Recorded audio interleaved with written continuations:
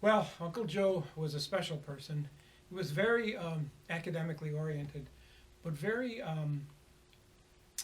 I guess he was very humanistic. He was gentle. I don't think was ever in a fight that I remember, and I knew him all his years, all his 63 years. He was my younger brother. He was a change of life baby. He was, we didn't expect to have him. I'm 11 years older than him, so he was kind of a surprise, but a welcome one. And as he grew and developed different talents, he was into baseball as a youngster. He was into music a lot. It was interesting. I gave him, when he was 5 years old, I had my own band and, of course, was playing out. He was 5 years old, and I gave him a little Mickey Mouse guitar. And I went downstairs to practice with my band. I showed him how the strings worked, how the notes went up and down. When we came back about 2 hours later, he had picked out by ear the Mickey Mouse Club March. Now, we found that Joe had a perfect pitch. You could play any note on any instrument, and he'd tell you what that note was. Something I always envied, because I have relative pitch, but never as good as him. As a guitarist, he played in my band for a while. I never played with anyone that was that professional and that good. He played jazz, he played classical, he played pops, he played flamenco, he played any type of music at all. And I always will remember him as the best musician I ever played with. Sue? Well, I think he was a sensitive person. I enjoyed having him as a brother-in-law. We could have good conversations together. And I liked the part where he and Vince were very close, and they kept that all these years, and I thought that was really special. Yeah, he was special. I used to call him almost every Friday, and we'd talk 2-3 hours into the night. And every subject you can imagine: astronomy, mythology, history, music, art, you name it, and we had a good conversation. We had a good father who introduced us to a lot of that. I knew Joe for 20 years, and he was a very kind soul. And as we were talking about, he had a way of reaching a certain kind of student, particularly students who were interested in science fiction and in fantasy and so forth. Those students really admired him. The other thing is that Joe and I spent hours and hours and hours talking about film, and I can say, and I taught film a little bit. Joe mainly taught it, but he really taught me about film noir. And he always had this great sort of technique of he'd say, Joe, I'd like to see, Crisscross or some, obscure film noir, movie. And so he would show up with it, a couple of days later, and he'd always have it on the blue videotapes, VHS, and it would have a Post-it note on the front and a little scribbling there. You could barely read it, but it would, that was Joe's signature that it was on there. So he lent me lots of materials in that way. One of my favorite things about Mr. Francavilla is that he always asked about my dog. My dog is about 5 pounds and very small, but he called him Killer. He liked to hear him bark because that made him feel secure. Joe and I talked for hours about writers like, and here I've got a copy of a Richard McKenna collection called Casey Agonistes and Other Stories, that McKenna's stories were published in analog in the early 60s. And so Joe's love of science fiction dated back that far. He had a very clear memory of stories that he'd read 30 years ago or before. So it was really hard to pull a story out of the hat. And he said, oh yeah, I remember that one. And then he would go on and give great details about what went on in those stories. So he was interested in, of course, Isaac Asimov from those days. So as you're looking through Joe's books, you're going to find a lot of Asimov. So it wasn't surprising to me that he wrote that book on Ellison, that he edited that collection of those great stories from a classic time. That Joe shared his enthusiasm for literature with his students.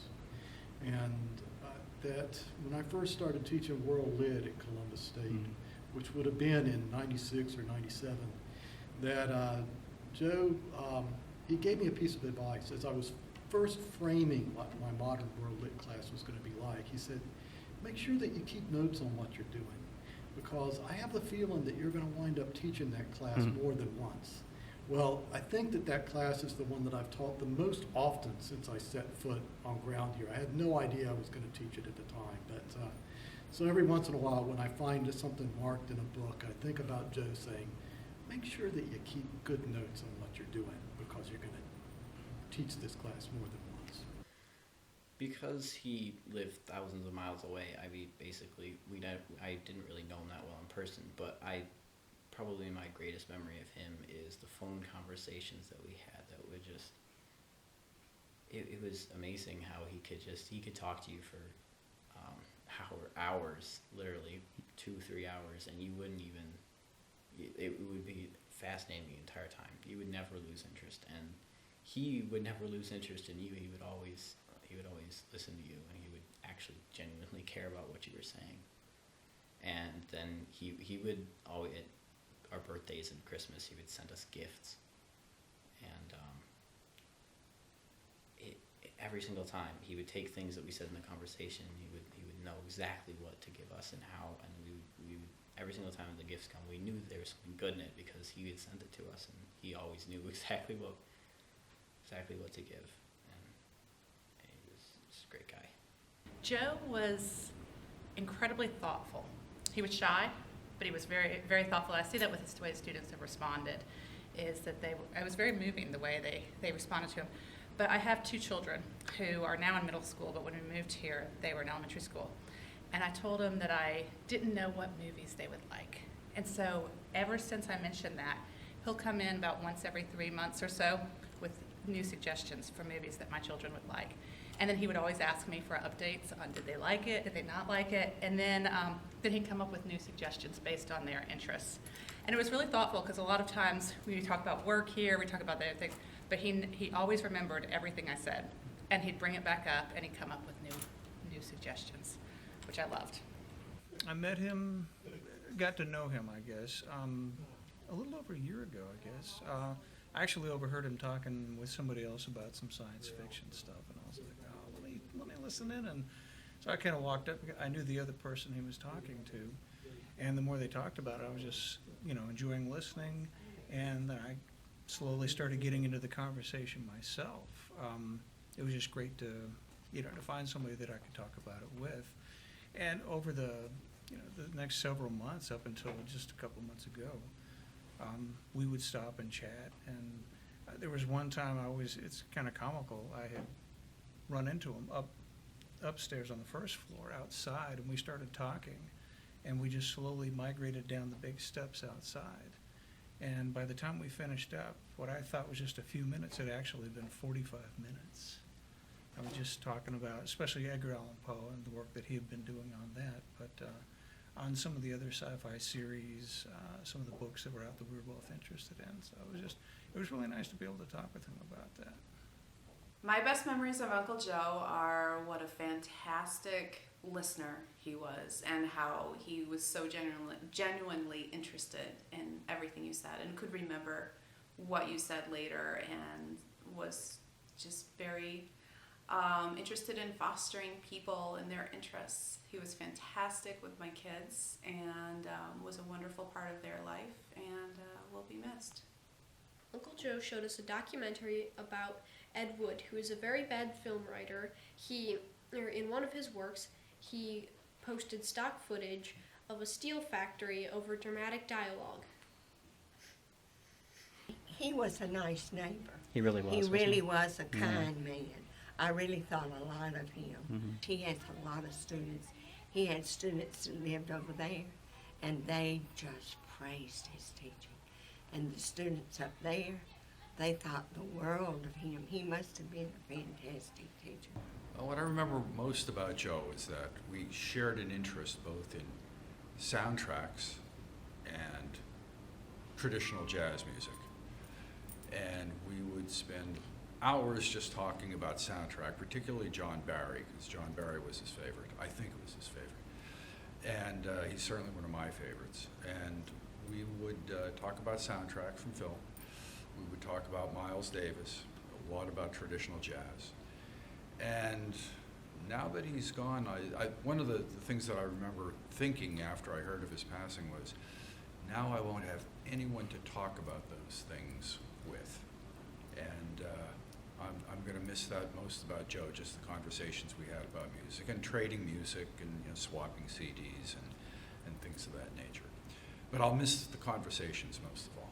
I got to know Joe almost as soon as I got here because, well, the library was a very important place to him. He was made a lot of use of all of our services, but in particular, our reference librarians, he would bring them regularly into his classes to work with the students to help them with their research papers and the research. But we also got Joe to help us all the time. He volunteered. Once a year, we would do a banned book week where we would invite people to come and do readings of their favorite banned books or censored books, and Joe always had something to contribute there. And then about 2 years ago, I think it was, we asked him to participate in our faculty research forum, and he came and read for him a new book that was coming out that he was working on Harlan Ellison. But that's mostly my memory of Joe. Also, another big aspect of his contributions here, he kept a voluminous, extensive film collection on reserve here so that students would have access to really first-rate films about a lot of things. So, but he was a really pleasant person, as I remember him, and contributed a lot and really believed in his students. So there's so many things, so many memories I have about my Uncle Joe, but probably one of the strongest bonds that we had, him being such a science fiction and science fantasy fan and teacher, was Star Wars. When I was 7 years old, he took me to see Star Wars in the theater in 1977 when it opened, and that movie just was amazing. And of course he took me to see The Empire Strikes Back and Return of the Jedi. And then Lucas didn't make movies for about 30 years. In the meantime, Uncle Joe had moved down to Georgia.